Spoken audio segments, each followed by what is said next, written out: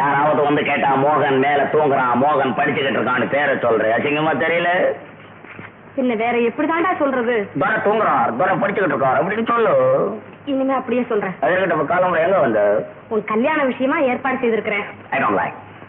எனக்கு கல்யாணம் எதை பத்தி நீ பேசக்கூடாது சொல்லி வச்சுட்டேன். எனக்கு கல்யாணம் பண்ணதுக்கு ஃபேர் கேர்ள் இந்தியாவிலே கிடையாது, எனக்கு நல்லா தெரியும்.